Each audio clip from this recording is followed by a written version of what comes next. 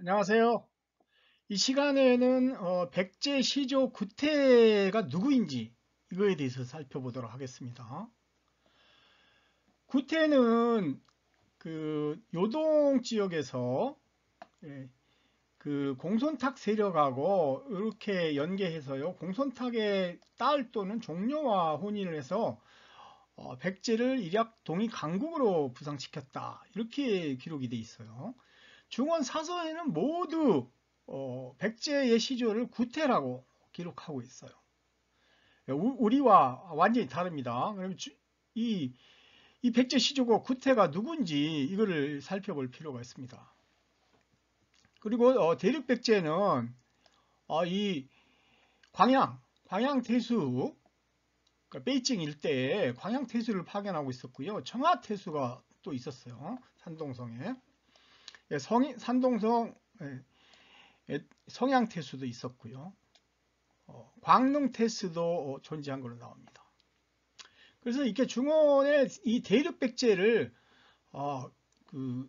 형성한 세력이 누구냐? 이들의 시조는 다 구태라고 하는데 이게 맞는 거냐? 이거에 대해서 살펴보겠습니다.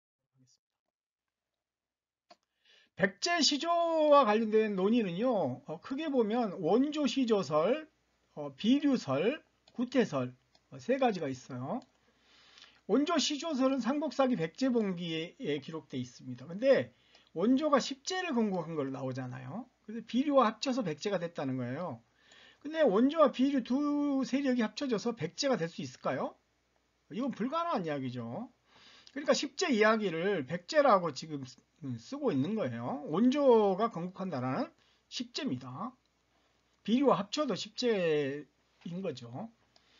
근데 북사수서에는 구태백제 기록이 있는데 어느 것이 옳은지 모르겠다라고 김부식은 이야기했어요.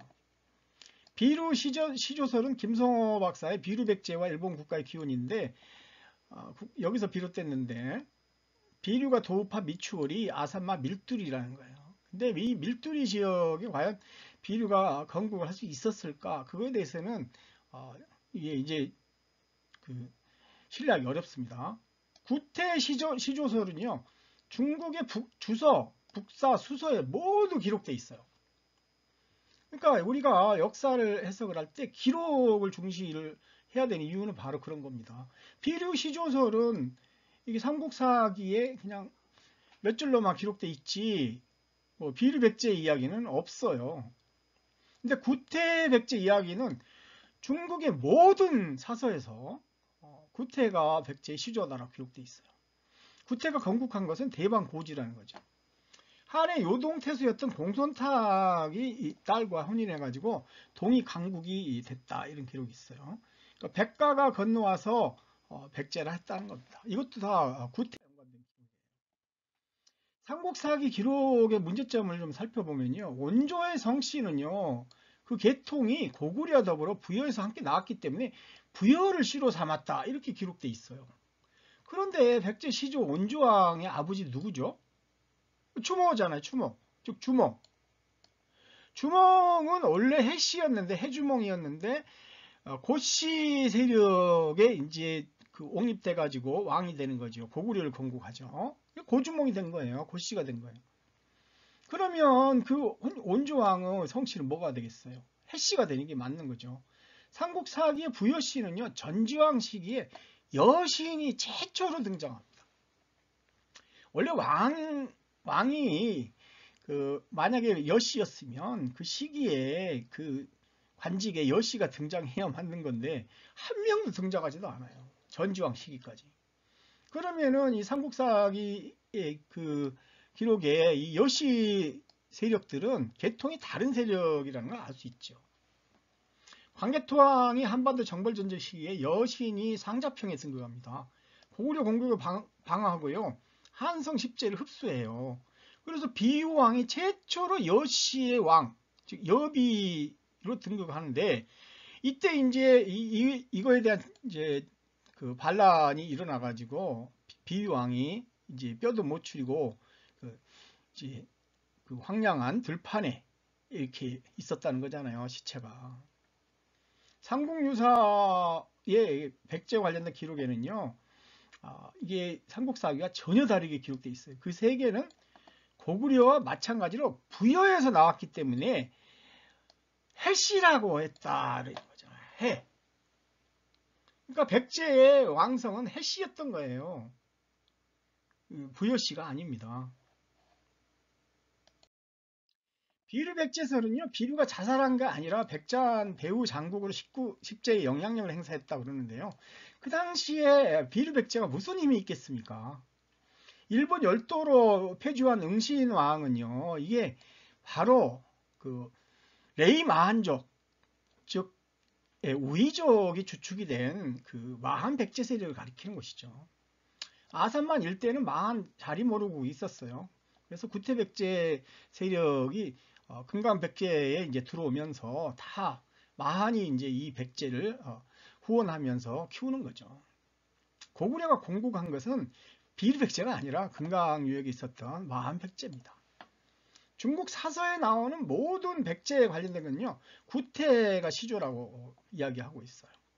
시공간적으로 비류는 원조와 같은 시기에 같은 곳에 이동했는데, 그러면은 이 비류와 원조가 합쳐가지고 백제가 될 수는 없다는 걸 알 수 있죠.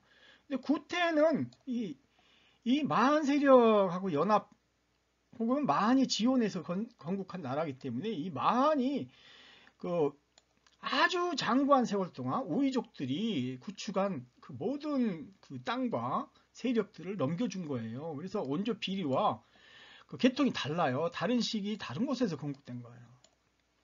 응시는 바로 구태백제의 왕 중에 하나였던 거죠. 왜 원조 비류 백제와 그 구태백제는 서로 연결되지 못할까요? 이 권호영 교수는 2018년에 쓴 백제의 국가 형성과 부여의 관련성에 대한 비판적 검토에서요. 문헌 자료를 이용해 갖고 부여 백제의 계승관계 혹은 백제 왕실의 기원을 규명해 보려고 했는데 이제 주제나 방법론 개발의 측면에서 한계에 봉착했다 이렇게 이야기하고 있어요. 고고학적 성과에 의지해 보려고 하지만요. 사정이 녹록지 않다. 왜 그러겠어요? 바로 원조 비류백제와 구태백제의 계통이 완전 다르기 때문에 연결이 안 되는 거죠. 원조 비류와 구태는 계통이 다른 부여 세력입니다. 원조계는 해씨예요, 해씨. 고주몽의 그 후손들이에요. 비류도 마찬가지고. 구태계는 부여씨죠. 예, 별도의 세력들입니다. 원조 비류는 친고구려 성향인데요. 구태는 원래 반고구려 성향을 보여주잖아요. 121년에 고구려 마한 예맥이 1만 기병이 현토를 공격을 합니다. 2만 명으로. 현토 공격을 하는데 이때 2만 명으로 구태가 이걸 격퇴합니다. 그래서 요동 강자로 부상을 해요. 그래서 한나라에서는 옷값을 갖다 줍니다. 부여 세력을 존중하는 의미에서. 그럼 부여는 과연 어떤 세력이었을까? 이 기마민족의 기마민족 부여 세력들은 구태백제와 녹산부여로 분화가 됩니다. 위구태가 있었는데요. 위구태의 아들이 부태예요. 그리고 그 손자가 바로 구태왕인 것으로 분석이 되는 겁니다.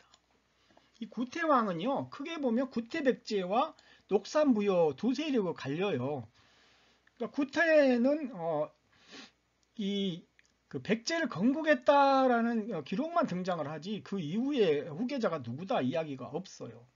근데 대방고지, 즉 하북성에서 건국됐다는 것은 분명한 것 같고요. 그러니까 그 4세기 초에 5, 16국 시대에 백가제의 시기에 한반도로 들어온 걸로 보입니다. 마한 백제가 된 거죠. 공주에. 그러니까 여구, 여구를 근초고왕이라고 그러는데 여구는 근초고왕이 될 수가 없습니다. 그건 다른 데서 설명드리겠습니다. 여구의 후계자는 여비고요. 그리고 응신왕이었고 그 이후로 여영, 여비, 이게 한성 백제의 최초로 여비 왕이 등장하는 거죠. 근데 삼국지에서는 이제 이 구태백제 세력과 녹산부여 세력이 서로 이렇게 분화됐다는 기록을 하고 있는 거예요. 그러니까 위구태가 다 그 세력들이 이게 이제 그 구태백제로 합류한 게 아니라 여전히 그 녹산부여 세력으로 잔류를 한 거예요. 그래서 간이위거, 마여, 의려, 의라, 여현, 여울 이게 자칫 통하면은 여현 또는 여울 또는 서울, 여시와 서시가 같다는 기록이 나와요. 그리고 주서, 남사, 북사, 수서에는 모두 백제 마한을 연결하고 있습니다. 백제는 그 선대가 마한의 속국이고 부의 별종이다. 구태가 처음으로 대방에 나라를 세웠다는 거잖아요. 이때 대방은 바로 그 천진 동쪽, 낙랑의 남쪽, 이때 요동의 남쪽 바닷가에 나라를 세웠다는 겁니다. 나중에 이제 도읍은 고마성이었다. 그러니까 나중에 이제 한반도로 이동을 해서 공주에 도읍을 했다는 거죠. 백제국은 마한의 족속이고, 좀 마한의 족속이에요. 마한이 세운 거예요. 생리국에서 나왔다. 이렇게 기록되어 있어요. 공손탁이 딸을 구태에게 시집을 보내 동이 강국이 됐다. 백제는 마한의 족속이 세운 나라예요. 아예. 그냥 별개 세력이 아니에요. 같은 세력이라는 거죠. 이게 마한의 속국이고 부의 별종이고 마한의 족속이라고 하지 않습니까? 그런데 이게 마한 땅을 빌려서 건국한 한성 십제와는 별도인 거죠. 요동 대방에서 건국을 하고 고마성, 공주를 이주를 한 거예요. 한강 유역에 이게 그 온조와 비류가 합쳐져 가지고 100개 시족이 거기에 살 수 있나요? 한강 유역은 문명이 있을 수 없는 곳입니다. 왜 그러냐면요, 하상이 너무 깊어요. 그리고 강원도의 높은 산에서 어마어마하게 많은 물이 그냥 물살이 거세게 내려옵니다. 고대에는요, 그런 문명, 물살이 센 지역에는 문명이 존재할 수가 없어요. 이 영산강 유역은 물이 이렇게 하상이 이렇게 논하고 거의 똑같아요. 그렇기 때문에 물이 이렇게 그 영산강의 하류로 내려오면은 거의 물이 서서히 흐릅니다. 그래서 거의 이제 거기다가 비옥한 그런 상류의 그 여러 토사물들을 거기다 이제 뱉어내는 것이죠. 그래서 거기에 농사가 짓는 거예요. 그래서 풍요로운 땅인 거예요. 한강 유역은 어떻습니까? 이거 풍요로운 땅이 아니잖아요. 그러니까 100개 시족이 여기 살 수가 없어요. 그거를 계속해서 주장하는데 거기에서 왕성이 존재할 수가 없는 겁니다. 백제가 거기서 세계를 주름잡던, 그 당시에 세계를 주름잡던 백제가 어떻게 한강 유역에 도읍을 합니까? 백제의 도읍은 거발성과 고마성인데 중원의 기록이 다 그렇게 돼 있잖아요. 거발성은 산동성 치박시를 가리키는 거고요. 고마성은 충남 공주를 가리킵니다. 요동 왕을 칭한 공손탁의 공손시 세력은 사마이에게 멸족당해요. 그러니까 이때 구태백제는 여전히 존재하는 걸로 기록이 나옵니다. 예, 옷값이 여전히 있었다는 거잖아요. 그래서 대륙의 요동에서 성장을 하게 됩니다. 구당서, 신당서의 백제와 마한의 관계를 보면요. 백제국은 본래 부여의 별종이고 마한의 옛 땅으로 경사의 동쪽 6200리, 대해의 북쪽. 대해는요, 바다를 가리키는 게 바다. 소해는 그 장강이라든가 황하를 가리키는 겁니다. 그래서 황하 남쪽, 그러니까 동해의 북쪽, 그러니까 이 산동성 일대였던 것 같아요. 동북으로 신라에 이르고, 서쪽으로는 바다 건너 월주. 여기 이 바다는 진짜 바다가 아니고 바로 장강을 가리키는 거죠. 그러니까 월주에 이른다는 거잖아요. 월나라, 백월. 백월이 남쪽에 있었죠. 그리고 남쪽으로 바다 건너 외국에도 이른다. 이때 열도 외를 가리킨 게 이거는. 북쪽으로는 바다 건너 고구려에 이르고요. 왕이 사는 곳은 동서투성이 있다고 그랬죠. 앞에서. 경사 동쪽에 6천리 남짓한 바닷가 양지. 여기가 바로 산동성의 등주 지역을 가리키는 거죠. 백제는 요소 지역과 산동반도 일대 바닷가 양지에서 장강 남쪽의 절강, 복건, 황서, 운남성까지 해안에 위치하고 있었던 거예요. 그러니까 서쪽으로 바다를 건너가지고 도해, 지올주, 바다를 건너서 올주에 이른다고 했잖아요. 장강을 건너가지고. 그러니까 올주, 즉 장강 남쪽에 있었던 이 월족들의 나라 백월이 바로 이 백제로 이제 합류하는 겁니다. 그게 세륙 백제예요. 한반도 서남에 열도 외까지 다 망라한 거대한 해양 국가죠. 이게 어떻게 한강 유역에 있었겠습니까? 백제의 출자는요, 중원의 수많은 왕조와 백제가 교류하면서 자기들 스스로 밝힌 거예요. 그러니까 한성 10제와 별개라는 걸 알 수 있어요. 원조가 한 번도 등장하지 않거든요. 양직공도의 백제는요, 526년에서 536년에 양나라에 사신을 파견했던 문영왕 시기의 사신입니다. 이때도 마찬가지로 백제의 출자를 이때도 우리는 원조의 후손이다라고 이야기한 게 아니에요. 백제는 옛 레이만에 속한 나라였다. 이렇게 기록돼 있잖아요. 그러니까 우리는 레이만에 속한 나라였습니다. 이렇게 이야기를 하니까 이렇게 기록한 거예요. 진나라 말기에 5, 16국 시대가 이제 그 시기에 고구려가 요동 낙랑을 경략하자 백제 역시 요소 진평을 차지했다. 이렇게 기록되고 있잖아요. 백제는 레이만에 속한 나라였던 거예요. 레이족은 산동성에서 하북성 일대에 있었던 종족이죠. 우이족하고 나중에 합칩니다. 이들이 바로 고조선의 주축 세력이죠. 만 55국 중에는 산동성 시족들이 많은데요. 산동의 우이족이 바로 고조선의 주력이었습니다. 이 올지족이에요. 올지족.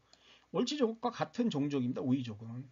중원의 많은 학자들이 최근에 우이족이 바로 백제다. 이걸 그러면서 이게 그 우이를 검색을 하면 바로 정림사지 5층 석탑이 등장하잖아요.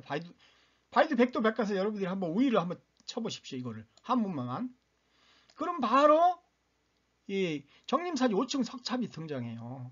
왜 그럴까요? 이 우이가 바로 올지족이 바로 백제였던 거예요. 백제는 공손씨가 개척한 요동의 대방고지에서 나라를 건국을 합니다. 백제는 처음부터 중원의 대방고지에서 건국됐고요. 많이 지원해서 요동을 장악한 겁니다. 레이만이 왜 그러면 구태백제를 백제를 건국해야만 했을까요? 그거는 삼국사의 고구려 본계 한번 읽어보신 분은 다 알 겁니다. 121년에 왕이 마한과 예매, 기병 1만 기를 거느리고 현토성을 포위합니다. 그러니까 부여 왕이 위구태에게 군사 2만을 거느리고 한과 힘을 합쳐 싸우니 우리가 대패했다. 이렇게 기록되어 있어요. 아니 그러니까 고구려 왕하고 마한이 같이 이 현토성, 한이 그 관리를 파견한 현토성 공격하잖아요. 그러니까 뭡니까? 이 마한은 바로 중원 세력하고 적대적인 마한인 거죠. 근데 바로 누가 이걸 물리칩니까? 바로 레이만이 지원을 하고 있는 부여 왕이 바로 이들을 대패시키잖아요. 122년에도 고구려 마한 예맥이 요동 공격을 합니다. 근데 이때도 위구태가 구원을 해요.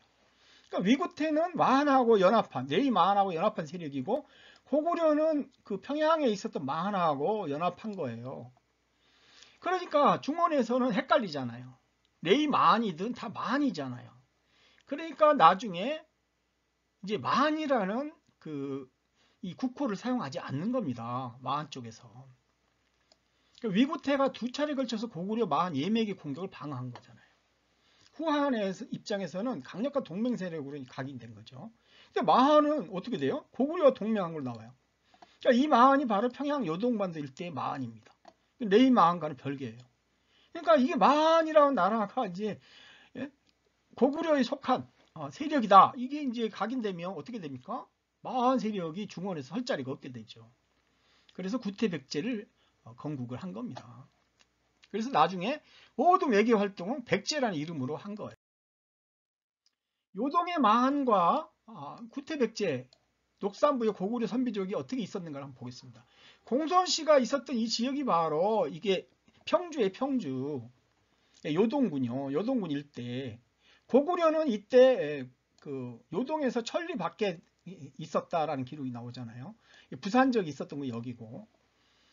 그리고 이제 그 녹산부여는 여기 있었어요. 현토군의 북쪽에. 그리고 이쪽에 선비족이 있었고. 그러니까 공손씨 입장에서는 녹산부여 세력을 자기 동맹으로 끌어들이는 거예요. 그러려고 이제 이 녹산부여 세력이 요동에 들어와 가지고 백제를 건국하게 하는 거죠. 그러니까 마한이 그래서 그 백제를 지원하는 겁니다. 대방고지가 바로 여기에요. 그래서 고구려는 이때 밀려 있었어요. 천리 밖으로. 구태는 부여 왕이면서 백제를 건국한 시조입니다. 그러니까 삼국사기 고구려 본기의 발기가 구태일 가능성이 있다. 이런 주장을 하는 사람도 있어요. 근데 197년 5월 발기가 공손탁한테 가가지고 3만 병력을 빌려주면 고구려 왕권을 되찾겠다 이렇게 이제 합니다. 그러니까 공손탁이 좋다 그렇게 해라 그렇게 이제 해서 3만 병력을 줬는데 동생 계수한테 대피합니다. 그리고 추격을 당해서 죽을 뻔해요. 네가 차마 늙은 형을 해칠 수 있겠느냐 이렇게 말해요. 구태는 부여에 패배하지 않은 영웅이고 발기는 고구려 반역자이면서 패배를 하잖아요. 그러니까 삼국지는 더구나 발기는 어질지 못해 이런 표현이 있어요. 그러니까 고구려 연너부의 3만호가 발기와 함께 요동으로 건너온 것으로 기록되어 있습니다. 그래서 구태 백제 건국에 이 참여한 걸로 나타나요. 이때 구태도 요동으로 들어왔다 이렇게 기록이 되어 있어요. 그러니까 발기는 늙고 어질지 못하고 반역한 패배의 그 오점을 가진 그 사람이기 때문에 구태가 될 수 없는 거죠. 발기 3만 명이 구태 백제에 합류한 것을 중원 사서는 뭐라고 기록했냐면요. 삼국지 한조에 건한 연간에 그 공손강이 두뉴현 이남의 황무지를 분할하여 대방구를 만들고 두뉴현이 바로 낙랑군 그 일대예요. 그 남쪽에 황무지가 이제 그 황하의 이제 토사가 계속 쌓이면서 형성되니까 거기를 대방군을 만든 거예요. 공손탁과 공손강이. 그래서 한 유민들을 모아 군대를 일으켜갖고 한예를 정벌했다. 이거는 바로 고구려를 공격을 했다는 이야기죠. 그래서 이때 고구려의 3만 명의 발기 3만 명하고 그 구태 세력이 한반도 이제 요동반도에 요동 지역에 들어와 가지고 거기 나라를 세운 거잖아요. 그래서 외한이 대박에 복속되었다. 이렇게 이제 주장한 거예요. 이게 바로 백성들이 차츰 돌아왔다 이 이야기가 바로 발기의 3만 명하고 구태 세력이 이 요동에 들어왔다는 것을 이야기한 거예요. 요동 인구가 꾸준히 감소하는 가운데 3만 명 인구가 온다는 건 엄청난 거죠. 구태 세력의 인구까지 합치면 아마 6, 7만 명 되지 않았겠어요. 두뉴현 이남의 황무지를 개척을 해요. 발해 안에 그 미개척 태적지가 있었던 거죠. 대방군에 그래서 구태백제가 건국됩니다. 외는 오나라 멸망 이후에 발해만 연안에 오시 세력을 가리키는 겁니다. 구태백제 성립 이전에 요동 정세는요, 그 고구려가 막 이제 모번왕 시기에는 우북평, 어양, 상곡, 태원을 이제 침략할 정도입니다. 상곡은 북경 북서 회례 지역을 가리키는 거고요. 어양은 북경 북동쪽 미룬 지역을 가리키는 거고, 북평은 우북평이요. 보종시 완현 일대를 가리키는 거고, 태원은 산소성이잖아요. 그러니까 연나라 징계 공격시 쌓은 연장성을 넘어서 그 산소성까지 고구려가 갈 정도로 셌다는 거죠. 그러니까 북경 인근의 요소 지역에 고구려가 있었던 거예요. 수서 배부전에는 고죽국이 고구려 땅이다라고 하고 있고요. 구당서에도 고구려는 본래 고죽국이다. 삼국사기 고구려 본기에도 요소에 북경 일대에도 10성을 쌓아서 한나라의 군대에 대비했다는 거예요. 그러니까 이 지역에는 고구려와 백제가 막 뒤섞여 있는 상황이었던 거예요. 2세기 초 중반에 정세가 변합니다. 삼국사기 고구려 본기에 따르면 105년에 한해 요동을 약탈하고 그런데 패배합니다. 일진일퇴를 거듭해요. 그러고 나서 현토에 속하기를 또 요청해요. 그 다음 121년에는 유주, 좌사, 풍안 등이 침략을 해가지고 침략을 했다. 그리고 아우수성을 보내서 현토와 요동 두 군을 공격해서 대승하기도 합니다. 일진이퇴를 거듭한 거죠. 그런데 121년 12월부터는 양상이 바뀝니다. 왕이 만예매 기병 1만 개를 현토성을 포위했는데 위구태가 2만 군대로 나와가지고 그냥 그 고구려가 대피했다는 거잖아요. 122년에도 또 만예매가 요동을 침입했는데 부여왕이 또 구원을 했다는 거잖아요. 그러니까 이게 구태 세력이 이때 등장하면서 정세가 확 변한 겁니다. 그러니까 삼국사기 고구려 본기하고 자치통감 진서지리지의 기록에도 또 2세기 말 3세기 초에도 요동 정세가 또 격변합니다. 169년에 왕이 현토 태수 공손탁을 도와 부산적을 토벌했다 이렇게 돼 있어요. 부산적은 아까 그 고구려 예, 북쪽에 있던 세력이죠. 그러니까 공손탁하고 이제 연합을 한 거예요. 이게 바로 뭐겠습니까? 전략적으로 예, 요동으로 진출하려는 이제 의도를 보인 거죠. 190년에 중랑장 서영이 이제 공손탁을 동탁에게 요동 태수로 추천을 합니다. 그러고 나서 동네에 영주 자사를 두기도 해요. 사실상 요동 왕 행세를 했어요. 204년에 조조가 이제 영령이라는 인수를 주니까요. 그 공손탁이 뭐라고 했냐면 나는 이미 요동에서 왕 노릇을 하고 있는데 뭐 영령이라는 이런 게 뭐야 도대체. 그러면서요 인수를 무기 창고에 처박아 둬버립니다. 후한 말에 공손탁이 평주목을 자칭하면서요 그 아들 강과 강의 아들 문희가 모두 스스로 요동에 온 거였어요. 그러니까 동이 구족이 모두 복종했다 이렇게 주장하고 있어요. 그러니까 공손탁을 활용해가지고 공손씨 세력과 이제 마한 부여가 동맹을 한 것이죠. 부여 구태왕과 공손탁이 혼인 동맹을 해서 백제가 동이 강국으로 부상하잖아요. 삼국지 부여전에는 부여는 본래 현토군에 속했는데 공손탁이 세력을 확장하자 부여왕 위구태는 요동군에 복속했다고 그랬죠. 아까 그 고구려에서 온 삼만호도 요동군에 복속했다 이렇게 기록이 있어요. 그러니까 부여왕 이구태도 요동군에 복속했으니까 둘이 결합해서 바로 나라를 세웠다는 걸 알 수 있죠. 이때 고구려와 선비가 강성해지자 공손탁이 부여가 두 오랑캐 틈에 끼어 있는 걸 기화로 일종의 딸을 그 부여왕에게 시집 보냈다는 거죠. 구태백제가 건국한 것은 낙랑군의 바닷가 퇴적지로 지금의 텐진 일대 대방 고지를 가리키는 겁니다. 고구려 왕이 계승해서 밀려난 발기의 3만 명이 이때 공손탁에 의탁을 해요. 그래갖고 요동으로 건너옵니다. 그래서 부여 세력하고 이 고구려의 유민들이 합쳐져 가지고 구태백제인 거죠. 공손씨 일족인데 238년에 멸망합니다. 사마이가 아주 그냥 공손씨 세력들 아주 씨를 말려버리죠. 자치통감의 기록에 따르면 이제 황제가 장안에 있는 이제 사마이를 부릅니다. 낙양으로. 그래서 군사 4만 명을 주고 요동을 정벌하게 해요. 그래서 황제가 사천리 떨어진 곳으로 정벌을 가는데 뭐 병력이나 수송을 많이 해줘야 되는 거 아니냐. 근데 그 사마이가 더 정확하죠. 가는데 100일 걸린다고 했어요. 공격에도 100일. 오는데 100일. 그러니까 가는데 100일이면요. 하루에 군대가 이동하는 거리를 일사라고 그러는데 30리니까 3000리 떨어진 곳에 있다는 걸 알 수 있죠. 공소년이 거기 있었던 거예요.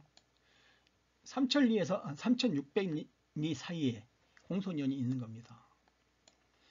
구태백제가 건국한 대방고지는 바로 공소년이 있었던 그 낙랑 지역 남쪽 하북성 북경의 그 동남쪽에 있었던 거죠. 사마이가요 15세 이상 한족 남자를 모두 학살해버리고 4만호의 그 요동의 한인들을 모두 데려가 버립니다. 진서지리지에는 그래서 요동군의 그 인구가 31,500명에 불과했다 이렇게 기록되어 있어요.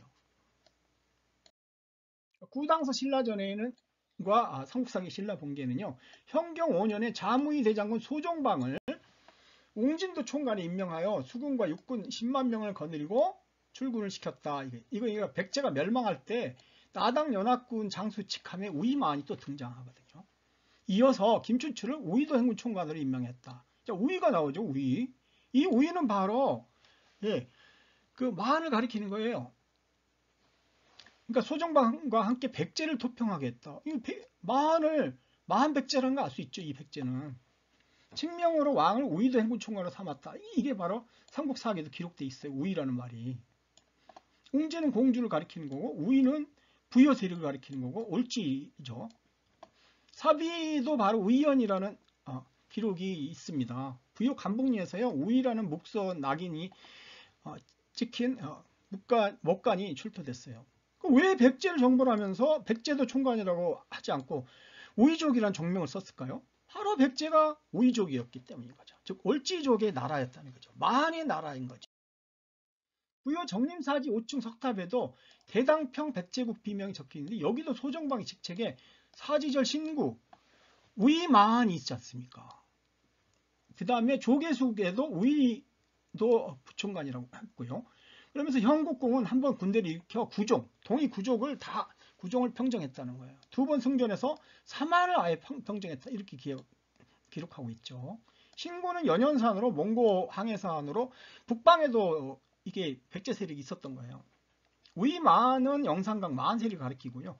구종은 구이를 가리키는 거고 사만을 평정했다는 것은 마한 진안 변한 동이 사만을 평정했다는 거죠. 그러니까 올지 마한은 백제가 멸망할 때까지 부여에 같이 존속하고 있었던 겁니다.